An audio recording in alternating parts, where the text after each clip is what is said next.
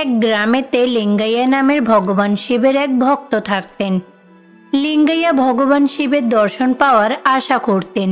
তিনি কিন্তু সবসময় কৈলাসে গিয়ে ভগবান শিবের পুজো করার স্বপ্ন দেখতেন। লিঙ্গাইয়ার স্ত্রীর নাম ছিল গৌরী। লিঙ্গাইয়া আর তার স্ত্রী গৌরী দুজনে মিলে কিন্তু তাদের মাঠেতে চাষবাস করতেন। কি গো, পুরো চাষের জমি তো পুরো পোকামাকড়ে ভরে গেছে, তাড়াতাড়ি চলো, জমিতে কিছু বিষ সার দিতে হবে, বুঝেছো? এইভাবে গৌরী তার স্বামীকে বলে, কিন্তু লিঙ্গাইয়া তো অন্য কিছু বসে ভাবছিলেন। আরে, সেই থেকে আমি এতগুলো কথা বললাম, কিন্তু উনি তো কোনো উত্তরই দিল না। দেখি তো উনি কি চিন্তা করছে, যাই কাছে যাই। এই রকম বলে গৌরী তখন লিঙ্গাইয়ার কাছে গেল, তারপরে নিজের হাত দিয়ে তাকে নাড়ালো। কি গো, কি হয়েছে? তুমি কি ভাবছো? আরে কিছু না গো, আমি সর্বদা ভগবান শিবের কথা চিন্তা করি। তুমি তো জানো গৌরী, আমার অনেক দিনের ইচ্ছা, আমি কৈলাসে গিয়ে ভগবান শিবের দর্শন করতে চাই গৌরী। আরে, কৈলাস যাওয়া কিন্তু ভাগ্যের ব্যাপার আর অনেক সাহসেরও দরকার। তুমি এসব চিন্তা ভাবনা মাথা থেকে বার করে দাও, অনেক কাজ পড়ে আছে, চলো সেইগুলো করবে, চলো।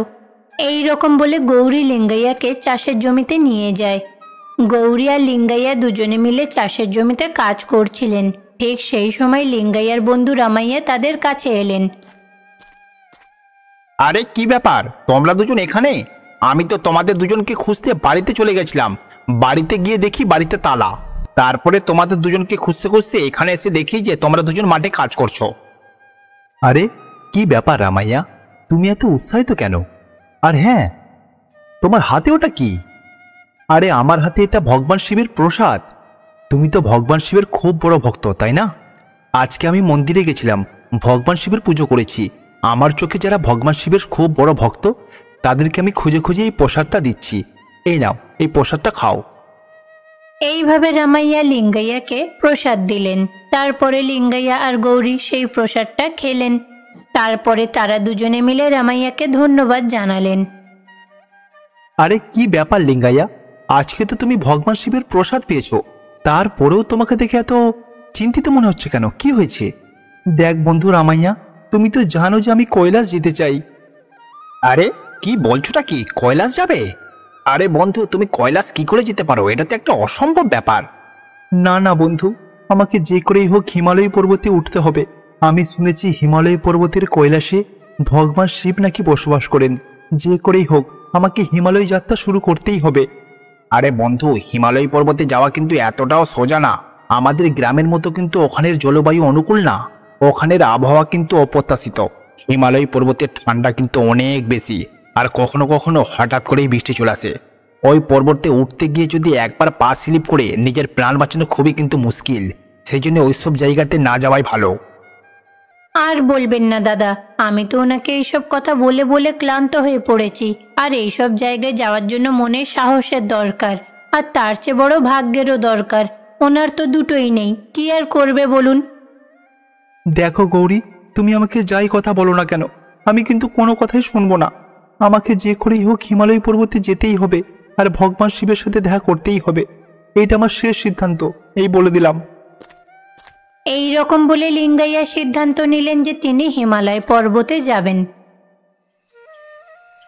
সেই দিন রাতে ঘুমাতে যাওয়ার আগে লিঙ্গাইয়া এই বিষয়ে চিন্তা করেন। আমাকে কাল সকালে যে করেই হোক হিমালয় পর্বতে যাত্রা শুরু করতেই হবে। এই বিষয়তে আমি গৌরীকে কোনো কিছুই বলবো না, না হলে ও আমাকে যেতে দেবে না। আমি যে করেই হোক কালকে সকালবেলা হিমালয় পর্বতে যাত্রা শুরু করে দেব, কাউকে কিছু বলবো না। এই রকম ভেবে লিঙ্গাইয়া ঘুমিয়ে পড়েন। পরের দিন সকালে ওনার স্ত্রীর ওঠার আগে উনি কিন্তু ঘুম থেকে উঠে তৈরি হয়ে নেন। তিনি কিন্তু সঙ্গে করে কিছু খাবার আর পান করার মতো জল নিলেন। তারপরে কৈলাস যাত্রা শুরু করার জন্য বেরিয়ে পড়েন। হে ভগবান শিব, আপনার প্রতি আমার পুরো বিশ্বাস আছে। আমি শুধুমাত্র আপনার দর্শন পেতে চাই। হে মহাদেব শিব, দয়া করে আমাকে আপনার কাছে নিয়ে চলুন। সবার প্রথমে লিঙ্গাইয়া কিন্তু পাহাড়ে ওঠেন। ধীরে ধীরে ওই বরফের পাহাড়ে তিনি উঠে যেতে লাগলেন। লিঙ্গাইয়ার কিন্তু সেখানে প্রচন্ড ঠান্ডা লাগছিল। আরে আমার বন্ধু রামায়া তো ঠিকই বলছিল, আমাদের গ্রামের থেকে তো এখানে অনেক বেশি ঠান্ডা। না না, যতই ঠান্ডা হোক আমাকে হিমালয় পর্বতের ওপরে উঠতেই হবে। তারপরে লিঙ্গাইয়া কঠোর পরিশ্রম করে পাহাড়ে উঠে পড়েন, ঠান্ডার পরোয়া না করে। অন্যদিকে কৈলাসে বসে ভগবান শিব আর মাতা পার্বতী কিন্তু সবকিছু দেখছিলেন। স্বামী, আপনি কি দেখছেন আপনার ভক্ত কঠোর পরিশ্রম করে কৈলাস যাত্রা করছে আপনার দর্শন পাওয়ার জন্য? সে কি এখানে পৌঁছাতে পারবে? নিঃস্বার্থ ভক্তি, তার সাথে আমার প্রতি বিশ্বাস রেখে যে কেউ আমার সাথে দেখা করতে পারে। আর হ্যাঁ, ভক্তির সাথে সাথে ইচ্ছা শক্তিও কিন্তু প্রবল থাকা দরকার। যাত্রা পথে যতই বাধা আসুক না কেন, নিজের শক্তিকে দৃঢ় করা উচিত।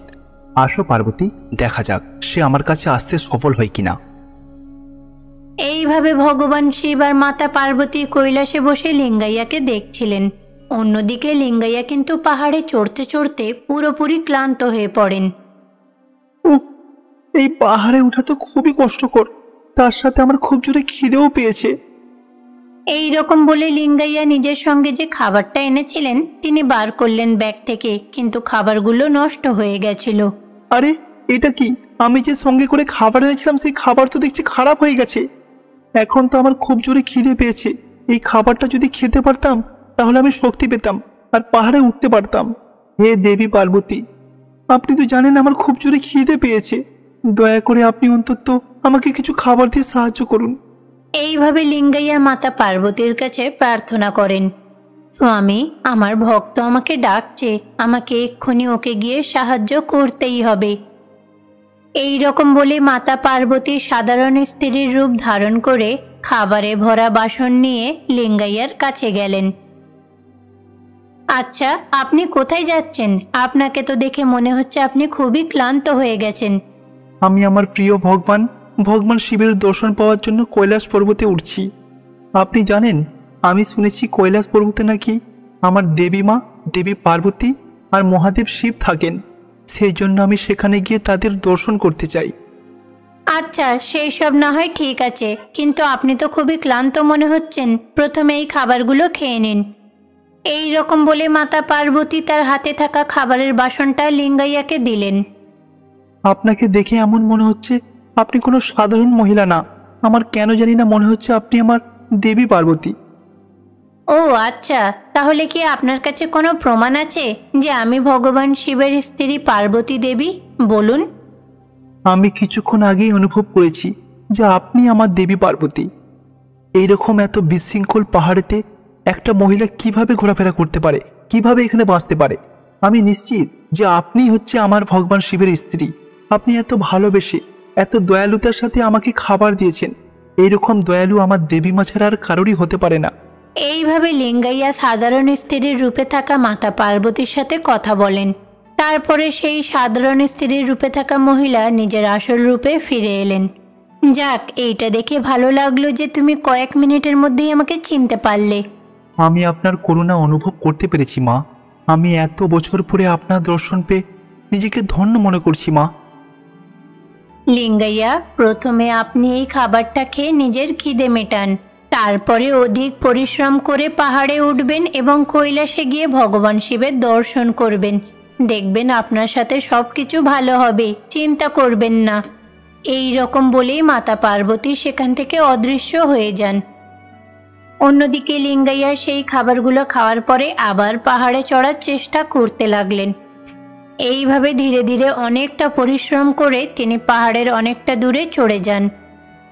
একদিকে ওনার ঠান্ডাও লাগছিল, অন্যদিকে চোখটাও ব্যথা করছিল। খানিকটা দূরে যাওয়ার পরে তিনি একটা গাছের তলাতে একটা শিবলিঙ্গ দেখতে পেলেন।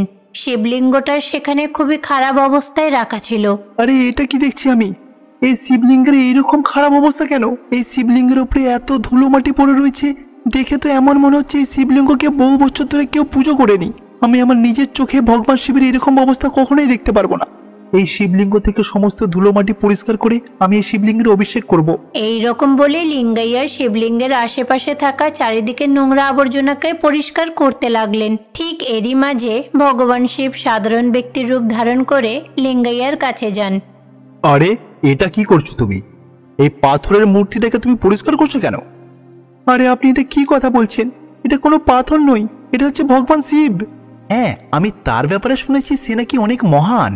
সে যদি এতই মহান তাহলে এইভাবে ধুলো মাটিতে পড়ে আছে কেন? যদি পৃথিবীর সবথেকে শক্তিশালী ব্যক্তি হয় তাহলে নিজেকে পরিষ্কার পরিচ্ছন্ন রাখছে না কেন? দেখুন, এই পৃথিবীতে যা কিছু ঘটে তার পেছনে নিশ্চয়ই কোনো না কোনো কারণ অবশ্যই থাকে। হয়তো আমার ভগবান শিব আমার হাত থেকে অভিষেক করানোর জন্য এইভাবে ধুলো মাটিতে পড়ে রয়েছে, হতেও তো পারে। দেখুন, আমি ওইসব কিছু জানি না, এই জায়গাটা আমার। সেই জন্য আমি চিন্তা করছিলাম এই পাথরের আকৃতিটাকে এখান থেকে সরিয়ে দেব। সেই জন্য আমি নিজের সঙ্গে করে একটা শাবল নিয়ে এসেছি। এই যে, আপনি একটুখানি সাইডে হয়ে যান, আমি এই শিবলিঙ্গটাকে নষ্ট করে দেব। এইভাবে ভগবান শিব শাবল দিয়ে শিবলিঙ্গটাকে নষ্ট করতে যান। লিঙ্গাইয়া তখন ছুটে গিয়ে ওনাকে বাধা দিলেন। দেখুন, দয়া করুন, দয়া করে আমার শিবের কিছু ক্ষতি করবেন না। এইটা ভাঙতে হলে আগে আমার প্রাণ নিতে হবে। দয়া করুন, দয়া করে এটাকে ভাঙবেন না। এইভাবে লিঙ্গাইয়া ওই শিবলিঙ্গটাকে বাঁচানোর জন্য নিজের প্রাণের বাজি লাগালেন। ভগবান শিব লিঙ্গাইয়ার এই ভক্তি দেখে প্রসন্ন হয়ে যান। তিনি তখন নিজের মূল রূপে ফিরে এলেন। লিঙ্গাইয়ার সামনে ভগবান শিবকে দেখে তো অবাক হয়ে যান। সঙ্গে সঙ্গে ওনার চোখ থেকে জল বেরোতে লাগলো। আরে স্বামী, আপনি? তার মানে এতক্ষণ ধরে স্বামী আপনি আমার পরীক্ষা নিচ্ছিলেন, তাই তো? যদিও স্বামী, আমি আজকে আপনার দর্শন পেয়ে অনেক খুশি। আমার জীবন ধন্য হয়ে গেছে। হ্যাঁ লিঙ্গাইয়া, আমি আপনার পরীক্ষা নিতেই এসেছিলাম। আমি আপনার ভক্তিতে খুবই প্রভাবিত হয়েছি, খুবই খুশি হয়েছি। আমি অনেক প্রসন্ন। লিঙ্গাইয়া, এবার বলুন, আপনি আমার কাছ থেকে কিরকম আশীর্বাদ চান? স্বামী, আমি আপনার আশীর্বাদ পাওয়ার জন্য কৈলাসের যাত্রা শুরু করিনি স্বামী। স্বামী, আমি তো শুধুমাত্র আপনার দর্শন পেতে চেয়েছিলাম। আমি আপনার দর্শন পেয়ে গেছি, এটাই আমার যথেষ্ট, আর কিচ্ছু লাগবে না আমার। এইভাবে লিঙ্গাইয়া ভগবান শিবের পুজো করতে লাগলো। ভগবান শিবও লিঙ্গাইয়াকে আশীর্বাদ করলেন, তারপরে সেখান থেকে অদৃশ্য হয়ে যান। তারপরে লিঙ্গাইয়া খুশি মনে নিজের বাড়ির দিকে যেতে লাগলেন। বাড়িতে গিয়ে যা যা ঘটেছিল সবকিছু নিজের স্ত্রীকে জানালেন। বিশাল বড় একটা সমুদ্রে মথুরা নামের একটা জলপরি বসবাস করত। ওই জলপরি খুবই সুন্দরী ছিল। মথুরা সমুদ্রে সমস্ত মাছেদের রানী ছিল। সমুদ্রের সমস্ত মাছেরা জলপরির সমস্ত কথা শুনত। জলপরি মথুরা ভগবান শিবের কিন্তু অনেক বড় ভক্ত ছিল। তিনি প্রতিদিন সন্ধ্যাবেলা সমুদ্রের কিনারে আসতেন, বালি এবং মাটি দিয়ে শিবলিঙ্গ তৈরি করতেন, তারপর সেই শিবলিঙ্গের পুজো করতেন। আমি কিন্তু এখানে অনেক খুশিতে রয়েছি। সমুদ্রের ভেতরে মাছেদের সাথে অনেক আনন্দে রয়েছি। কারোর কোনো রকমের অসুবিধাও হয় না। সবাই যে যার নিজের পরিবারের সাথে ভালোভাবেই রয়েছে। এক জলপরি আর সমুদ্রের রানী হিসাবে আমার আর কি চাই? কিছুই চাই না। এই সব কিছু কিন্তু ভগবান শিবেরই দান। ওনাকে যত ধন্যবাদ জানাই ততই কম হবে। এইভাবে তিনি মনে মনে চিন্তা করলেন। সেই দিন যেহেতু সোমবার ছিল, সেই জন্য সন্ধ্যাবেলায় মথুরা সমুদ্রের কিনারায় উঠে এলেন। বাইরের আবহাওয়াটা খুবই সুন্দর। এই রকম পরিবেশে বসে ধ্যান করতে আমার কিন্তু খুবই ভালো লাগে। সবার প্রথমে কিন্তু আমি মাটি দিয়ে একটা শিবলিঙ্গ তৈরি করে ফেলি। এইরকম চিন্তা করে মথুরা বালিতে বসে বালি দিয়ে শিবলিঙ্গ তৈরি করলেন। তারপর মথুরা তার জাদু শক্তি দিয়ে ফুল নিয়ে এলেন। সেই ফুল দিয়ে মথুরা ভগবান শিবের ভক্তি এবং শ্রদ্ধার সাথে পুজো করলেন। স্বামী, আমি হলাম এই সমুদ্রের রানী। আমি এই সমুদ্রের ভেতরে থাকা সমস্ত জীবজন্তু মাছেদেরকে নিজের সন্তানের মতো মনে করি। কিন্তু তা সত্ত্বেও আমার যেন খুব একা মনে হয়। আমার যদি কোনো সঙ্গী থাকতো এখানে তাহলে খুব ভালো হতো। এইভাবে মথুরা ভগবান শিবের কাছে বিনতি করলেন। মথুরা নিজের চোখ বন্ধ করে ধ্যান করতে লাগলেন। তখনই তিনি কান্নার শব্দ কোথা থেকে ভেসে আসছে সেটা শুনতে পেলেন। চারিদিকে তাকিয়ে দেখার পরে দেখলেন যে একটা বাক্স সমুদ্রের কিনারের দিকে ভেসে আসছে। আরে, সমুদ্রে এটা কি জিনিস ভেসে যাচ্ছে? এর আগে তো কোনোদিন দেখিনি। এই কথা বলে মথুরা সমুদ্রের জলের মধ্যে নেমে সেই বাক্সটাকে সমুদ্রের কিনারাতে নিয়ে এলেন। মথুরা বাক্স খুলে দেখলো যে ওই বাক্সের মধ্যে একটা ছোট্ট শিশু। এইটা দেখে মথুরা তো আশ্চর্য হয়ে গেল। আরে, এই বাচ্চাটাই বাক্সের ভেতরে এলো কি করে? মনে হচ্ছে কেউ এটা ইচ্ছা করে করেছে। কিন্তু এই বাচ্চাটাকে দেখে তো সাধারণ বাচ্চা বলে মনে হচ্ছে না। কারণ বাচ্চাটা যেইভাবে সোনার বাক্সে বন্দি হয়ে রয়েছে, মনে হচ্ছে কোনো রাজকুমারী হবে। এর মানে হচ্ছে এই বাচ্চাটা নিশ্চিত রূপ থেকে কোনো রাজবংশেরই মেয়ে হবে। এই কথা বলে মথুরা ওই বাচ্চাটাকে নিজের কোলে তুলে নিলেন। বাচ্চাটা খুবই কিউট ছিল। হে মহান ভগবান শিব, আমি আপনার কাছে বলেছিলাম আমার একটা সাথীর দরকার, কিন্তু সাথীর রূপে যে আপনি এই বাচ্চাটাকে পাঠাবেন আমি এটা ভাবতেই পারিনি। আপনাকে অসংখ্য ধন্যবাদ।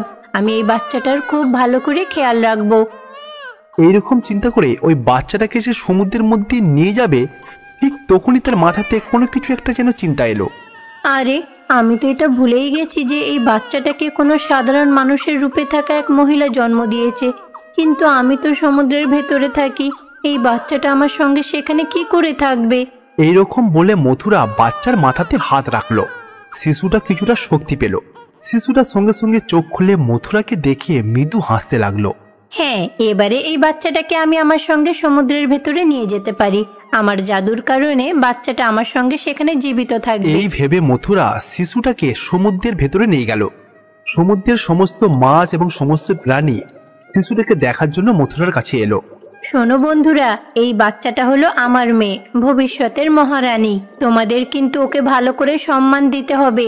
যেমন ব্যবহার আমার সাথে করো, ওর সাথেও তেমনটাই করো। আর হ্যাঁ, তোমাদের তো এই বাচ্চাটার নাম বলতে ভুলে গেছি, ওর নাম হলো শিবন্যা। এইভাবে মথুরা ওই শিশুটার নাম শিবন্যা রাখলো। এইভাবে কিছু সাল পেরিয়ে গেল। শিবন্যা এখন অনেকটা বড় হয়ে গেছিল। কোনো রকম কোনো সমস্যা ছাড়াই জলের মধ্যে সমস্ত মাছেদের সাথে খেলাধুলা করতেন। কখনো কখনো তার মায়ের সাথে সমুদ্রের কিনারায় এসে শিবলিঙ্গের পুজো করতেন। অন্যদিকে ওই সমুদ্রের পাশেই একটা গ্রাম ছিল। সেই গ্রামেতে মায়াবতী নামের একজন ডাইনি বসবাস করত। ওই ডাইনি ওই গ্রামের বট গাছের ওপরে বসে এইরকম চিন্তা করছিল। আমি অনেক দিন ধরে রাজকুমারীকে খুঁজে বেড়াচ্ছি, কিন্তু খুঁজেই পাচ্ছি না। সেই দিন আমি ছল কপট করে রাজমহলে গেছিলাম রাজার সাথে দেখা করতে। সেই দিনই বুদ্ধি করে ওই বাচ্চাটাকে একটা সোনার বাক্সর ভেতরে লুকিয়ে নিজের জাদুর সাহায্যে নিয়ে এসেছিলাম। কিন্তু পথে একটা জাদুকর আমার পিছু নেয়। তখন ওই জাদুকরের হাত থেকে বাঁচার জন্য ওই বাক্সটাকে আমি সমুদ্রে ফেলে দিয়ে সেখান থেকে পালিয়ে যাই। কিন্তু ওই বাচ্চাটাকে আর খুঁজে পেলাম না। তাহলে ওই পাপীটাকে কিভাবে আমি শাস্তি দেব? এইরকম চিন্তা করে মায়াবতী ডাইনি ওই বাচ্চাটার সন্ধান করছিল। তখনই তার মাথাতে একটা বুদ্ধি এলো। মনে হচ্ছে ওই বাচ্চাটার সমুদ্রে হয়তো ভেসে চলে গেছে, বা হয়তো কেউ তাকে তুলে নিয়েছে। কিন্তু কি হয়েছে এই সব কিছুর উত্তর যদি আমাকে জানতে হয়, তাহলে তো আমাকে সমুদ্রের কাছে যেতে হবে। তো মায়াবতী ডাইনি সমুদ্র পার করে এপারেতে চলে এলো। এপারে এসে ওই মায়াবতী ডাইনি ওই বাচ্চাটাকে হন্যি হয়ে খুঁজছিলেন। যেহেতু সন্ধ্যা হয়ে গেছিল, সেই জন্য মথুরা শিবান্নাকে নিয়ে সমুদ্রের কিনারাতে এলো। শিবন্যা মা, তোমায় আমি শিখিয়েছি না ভগবান শিবের পুজো কিভাবে করতে হয়? হ্যাঁ, আমি জানি মা। তাহলে ঠিক আছে, তুমি আজকে নিজেই পুজো করবে। আমি কিন্তু তোমাকে একটুও সাহায্য করব না। দেখি তো তুমি কি কি শিখেছো। হ্যাঁ, আমি পারবো। মথুরা যেমনভাবে দেখিয়ে দিল, শিবন্যা সেইভাবে মাটিতে একটা শিবলিঙ্গ তৈরি করলো আর সেই শিবলিঙ্গের পুজো করতে লাগলো। এই সব কিছু ওই মায়াবতী ডাইনি গাছের আড়াল থেকে লুকিয়ে দেখছিলেন। এইভাবে কিছুক্ষণ পরেই শিবান্না পুজো করতে শুরু করে দিল। শিবান্নাকে পুজো করতে দেখে মথুরা অনেক খুশি হলেন। শিবন্যা মা, তোমাকে দেখে আজ আমি অনেক খুশি হয়েছি। মা, আমার মনে একটা প্রশ্ন আছে। ও মা, তোমার অর্ধেক শরীর মানুষের মতো আর অর্ধেক শরীর মাছের মতো কেন? কিন্তু দেখো, আমি তো সাধারণ মানুষের মতোই দেখতে। আমার পা রয়েছে, কিন্তু তোমার পাও নেই। আমি জানতাম মা, তুমি একদিন এই প্রশ্নটা ঠিক করবে। আসলে তোমার জন্ম এখানে হয়নি। একদিন এই সমুদ্রেতে একটা সোনার বাক্স পড়েছিল, তুমি সেই বাক্সের ভেতরেই ছিলে। আমি তো তোমাকে ভগবান শিবের উপহার হিসেবে স্বীকার করে নিয়েছি। আমি কিন্তু তোমার খুব ভালো করেই খেয়াল রাখবো। তোমাকে আর বলতে হবে না মা, আমি জানি তুমি আমার খুব ভালো করে খেয়াল রাখো। এইভাবে মথুরা এবং শিবন্যা কথা বলল। তারপর তারা আবারও সমুদ্রের গভীরে চলে গেল। মায়াবতী সবকিছু লক্ষ্য করছিলেন। আমি এবারে বুঝতে পেরেছি ওই মেয়েটা কি করে গায়েব হয়ে গেছে। ওই পাড় থেকে এই পাড়ে চলে এসেছে, কিন্তু এখন এই জলপরীর কাছে রয়েছে। এখন আমাকে এই জলপরীকেই ধরতে হবে, তবেই ওই বাচ্চাটাকে আমি পেতে পারি। মায়াবতী ডাইনি চিন্তা করলো যে করেই হোক ওই জলপরীকে বন্দি করে নেবে। প্রতিদিনের মতো পরের দিন সন্ধ্যাবেলা মথুরা এবং শিবন্যা সমুদ্রের কিনারাতে এলো শিবলিঙ্গের পুজো করার জন্য। তখনই মায়াবতী ডাইনি তার জাদু শক্তি দিয়ে ওই জলপুরীকে বন্দি করে ফেললেন। তুমি কে আর আমাকে কেন বেঁধে রেখেছো? আমি কে সেটা তোমার জানার দরকার নেই, আমাকে শুধু ওই বাচ্চাটাকে দিয়ে দাও। এইরকম বলে ওই ডাইনি শিবান্নাকে তুলে নিয়ে ওখান থেকে চলে যেতে লাগলেন। মথুরা তখন ওই ডাইনির জাদুর দড়িটাকে অনেক ছাড়ানোর চেষ্টা করলেন, কিন্তু কিছুতেই তিনি কিছু করতে পারছিলেন না। হে ভগবান শিব, আমার মেয়েটাকে বাঁচান। ওই ডাইনি আমার মেয়েটাকে নিয়ে যাচ্ছে, আমাকেও মেরে ফেলছে। ওই দুষ্টু ডাইনিকে শাস্তি দিন ভগবান। আপনি কি করছেন? তাড়াতাড়ি আসুন। এইভাবে যখন মথুরা প্রার্থনা করলেন তখন ভগবান শিব ওখানে উপস্থিত হলেন। ভগবান শিব তার ত্রিশূল দিয়ে ওই মায়াবতী ডাইনিকে বধ করলেন। মায়াবতী ডাইনির সঙ্গে সঙ্গে আগুনে পুড়ে ছাই হয়ে গেল। তারপর ভগবান শিব শিবান্নাকে নিয়ে মথুরার কাছে গেল। ভগবান শিব মথুরাকে স্পর্শ করল, তার সমস্ত আঘাত ভালো হয়ে গেল। ভগবান শিবের মায়া দেখে সঙ্গে সঙ্গে তার পায়ে পড়ে তাকে ধন্যবাদ জানালেন। স্বামী, আজ যদি আপনি সময় মতো এখানে না আসতেন তাহলে আজকের দিনটা খুব খারাপ হয়ে যেত। আপনি যে এখানে এসে আমাদেরকে বাঁচিয়েছেন তার জন্য অসংখ্য ধন্যবাদ।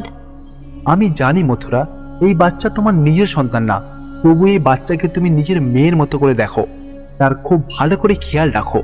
তার সাথে সমুদ্রের সমস্ত জীবজন্তুকে নিজের সন্তানের মতো করে দেখো। সত্যি জলপুরি, তুমি কিন্তু অনেক ভালো।